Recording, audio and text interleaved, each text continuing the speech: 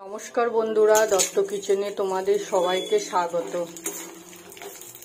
আজকে দাদা আসছে, তাই আজকে রাত্রে বানাবো পোলাও আর পনির বাটার মশলা, ছোলার ডাল।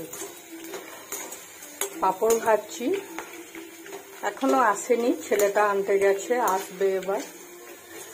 নমস্কার বন্ধুরা, দত্ত কিচেনে তোমাদের সবাইকে স্বাগত। আজকে রাত্রে আমি বানাবো পোলাও, ছোলার ডাল আর পনির বাটার মশলা।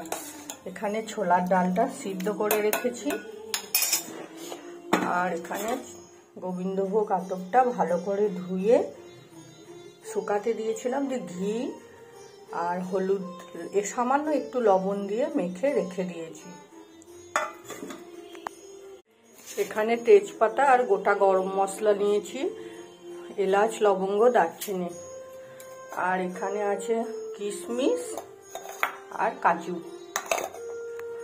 এখানে আমি চাল নিয়েছি, গোবিন্দভোগ আতপটা নিয়েছি 3 কাপ, তাহলে এই গ্লাসটার আমি 3 গ্লাস নিয়েছি। এই দেখো, এই গ্লাসটার মাপ করে 3 গ্লাস আতপ নিয়েছি। 3 গ্লাস আতপ হলে 6 গ্লাস জল দিতে হবে। 3 গ্লাস আতপে এই গ্লাসটা 3 গ্লাস আতপ দিয়েছি, এই গ্লাসটারই 3 গ্লাস 6 গ্লাস জল দেব, তাহলে ঝরঝরে হবে পোলাওটা। এখানে আমি পনিরগুলোকে পিস পিস করে কেটে রেখে দিলাম, এবার সাদা তেলে ভেজে নেব।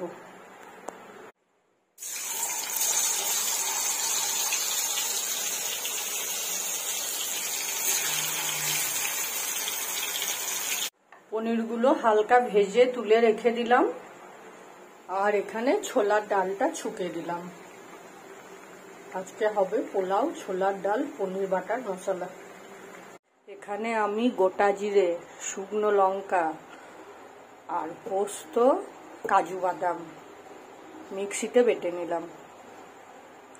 এটা পনির আলুর তরকারিতে দেব, আমি এই মশলাটাই দেব, আর টক দই দেব শেষে।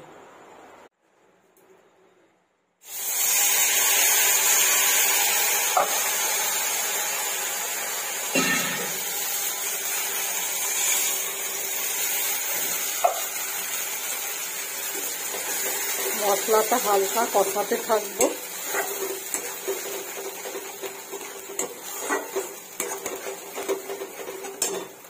এর মধ্যে আমি নুন, মিষ্টি, হলুদ স্বাদ মতো দিয়ে দেব। এই পনির বাটার মশলাটা একটু মিষ্টি মিষ্টি হবে।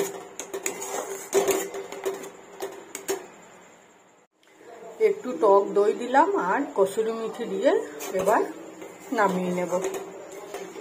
হয়ে গেছে আমার পনির বাটার মশলা।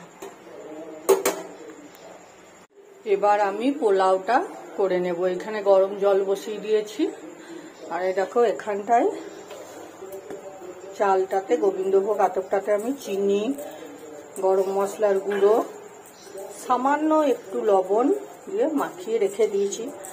গরম মশলা, চিনিটা এখনই দিলাম। আর চালটা অনেকক্ষণ আগে গোবিন্দভোগ চালটা ধুয়ে আমি হলুদ আর সামান্য একটু লবণ মাখিয়ে আর ঘি মাখিয়ে রেখে দিয়েছিলাম। এবার এটা করে নেব পোলাওটা। তেলের মধ্যে গোটা গরম মশলা, তেজপাতা দিয়ে দিলাম, কাজুটা দিয়ে দিলাম, এগুলো হালকা ভেজে নেব।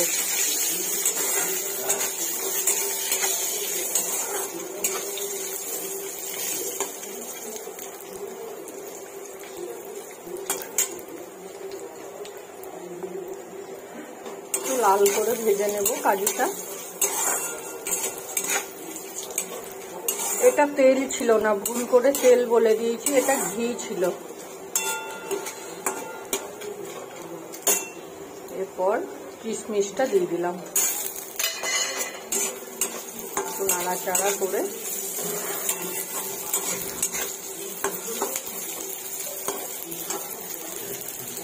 গ্যাসটা বন্ধ করে দিলাম। তো এখানে জলটা গরম হয়ে গেছে, চালটা দিয়ে দেব।